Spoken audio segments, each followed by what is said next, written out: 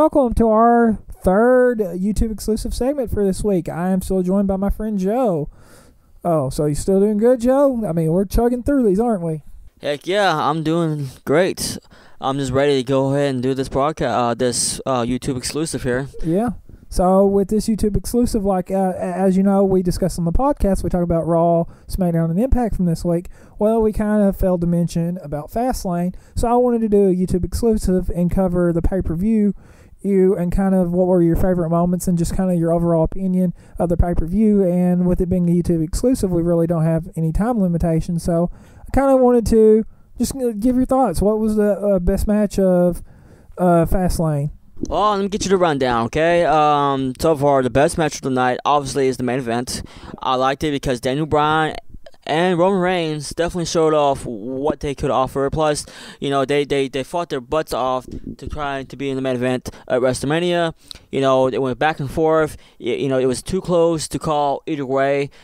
Even as a wrestling fan who goes on wrestling sites to figure out what's going to happen, I did not know who's going to win that match. So that actually had me on my tippy toes, wondering who's going to win it. And you know, starting off the show with a 6-man tag, I would have thought that, you know, Dolph Ziggler, Eric Rowan, and Ryback, the Beast.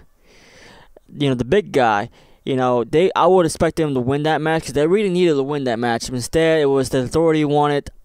You know, you figured they'd give the Dolph Ziggler and his team the advantage in that match to bring it to carry on to WrestleMania if they would have. Now, as for the next match, as the tag team title match, I believe that was a good match too. That was a close one. Yeah, that was a good match, and I mean, I do agree.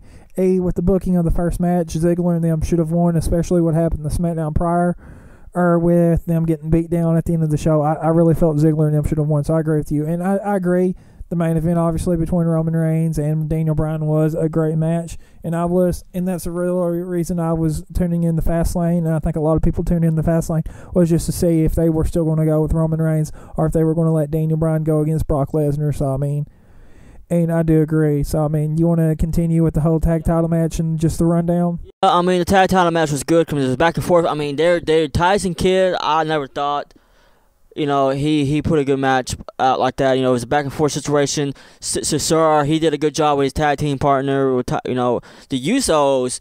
You know, I should have thought they should have kept on. They should have won that match, kept their tag titles for now being. And maybe give the titles to Tyson Kidd down the road, but you know, yeah, maybe at Mania. I agree with you there. Yeah. And then of course the U.S. title match was John Cena. I was kind of okay with him losing the match. I wasn't okay with how he lost the match. You know, they should have made Russo win with a clean fall instead of using his manager Lana interference. Lana, yeah. Yeah, Lana's. You know, if you're going to make Russo look like a tough man who can beat Cena, they should have let him win clean instead of having her come in there and distracting the referee. You know, yeah, Rusev did get the win, but he didn't win fair. If you're going to try and get somebody over like him, especially winning over John Cena, you expect as a booker to make him win without any help. As for the Intercontinental title match, I was kind of disappointed. I was really hoping for a clean fought-off battle between two great wrestlers, Wade Barrett and Dean Ambrose. I was hoping Dean Ambrose for once to go in there and wrestle a decent match without using any hardcore weapons. Instead, you know, he, like you said, he's a lunatic fridge. Lunatic fridge, yeah, that's the nickname. You know, he's been given. And obviously, we know why it happened because he couldn't control himself. He's a lunatic. And lunatics use weapons, so they should have. If they're going to use that gimmick on him, they should have made that match into a hardcore cage match, even a Hell in a Cell match. Anything that can show his showcase inside the ring. You know, if he's a lunatic, put him in a cage. The lunatics, you know, are meant to be in a cage. Yeah, mm-hmm. Put him in a cage against Wade Barrett. If Wade Barrett is a good IC champion, he should know a way to get out of that match instead of winning by DQ. How about go to Stardust? What'd you think about that? Man, that Stardust got screwed. No, if you looked at the match close, that referee only counted 2, and the third count, the hand did not went down to 3 when he kicked out. And whenever he did kicked out, referee went ahead and caused the bell. Stardust, that should never been meant to be on the card in the first place. That was one of those matches you can have it on Raw or SmackDown, and to me, it felt like it was just a filler match to fill in the pay-per-view. If they want to make it more dramatic, they should put their dad, Dusty Rhodes, in there somehow. Make him a referee, so it could be a son, father, son ordeal. Like, say a dad had to choose which son he wants to win that match. Like, he's going to count a 3 count for Cody or 3 count for Dustin. It's one of those. Okay, Goldust, Stardust in a normal match. Stardust lost against his bigger brother, Dustin. Okay, what happens afterwards? Nothing really.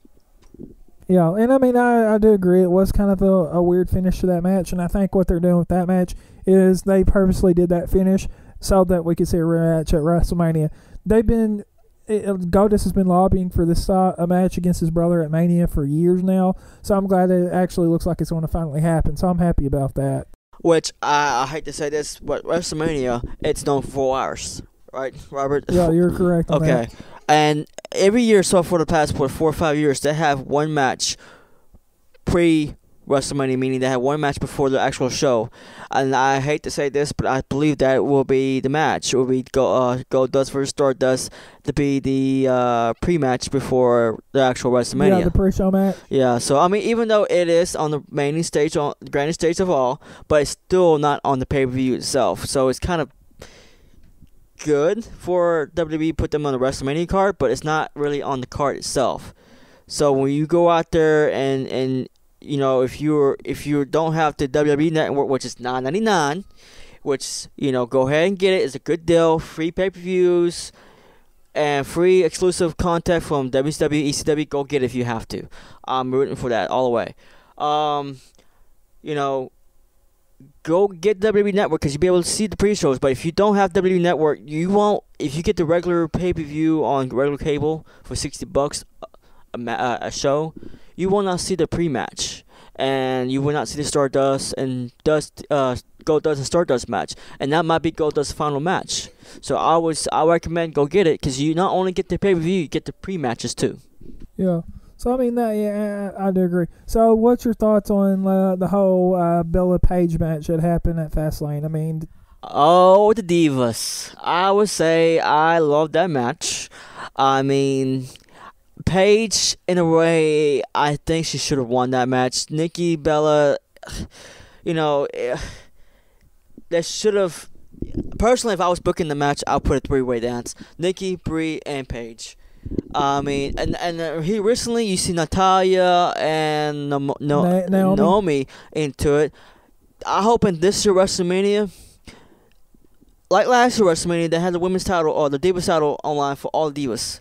I like to see what they do this year by putting the title against all the Divas, or even just have those 6 Divas have Paige, Nikki, Brie, Bella, Naomi, Natalya, and maybe one more person. Maybe maybe bring back AJ Lee or something like that. Yeah, AJ Lee, she deserves in that match. A six-way tag, or 6-way battle royal for the Divas title.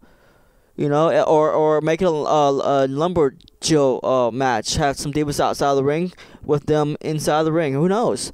I just think that the Diva match, like we talked about before, they don't really show much of them. They don't really expose them on TV as much. And that match wasn't that long. It should have made it longer. They should have made more special moves, like Brie should have done more. Overall, it should last longer than what it did. Yeah, I mean, I agree. And I mean, I'm okay that Nikki Bella won as long as they're setting up for a rematch for Paige to win the title at WrestleMania. Or what I'd love to see, Bella Twins versus AJ Lee and Paige. I'd love to see that at Mania as well. So I'm okay with Nikki keeping the belt as long as there's going to be something bigger for them at Mania. Maybe a title rematch for Paige, or maybe Bella Twins versus AJ Lee and Paige. Or heck, for once, there probably will not be a Divas match at WrestleMania, because it's known for WWE to do that. And considering that they already have a potential Intercontinental title match and a potential U.S. title match coming to WrestleMania, and the World title match, you think WrestleMania is known not to have all titles on the line. and maybe for once there will not be a Divas title match, or there might not be a Divas match because the card's filling up really fast, and there's even potential matches they're kind of set up that's not even been announced yet, and so far it has not been a Diva match. Yeah, and I mean, that is good. So are there any other matches we want to talk about the pay-per-view before we end the segment, or do you have any other final thoughts about the Fastlane pay-per-view? Or Well, the fact of I thought this Fastlane pay-per-view that should have brought Lesnar there, considering that the number one contendership was on the line, and I think he should have been there to once the match was over with. He should have came out there and should have shook the hands of his contender. You know, be a sportsmanship, be the wager. Okay, I'm facing you. I'm ready for you, or at least, you know, tell Daniel Bryan that once I defended my title against him at WrestleMania, you're next, since you put a good effort out. okay, that's some interesting things. So I think that's all the time we have for this segment, and we are going to end it, and we'll join you guys later for our fourth segment.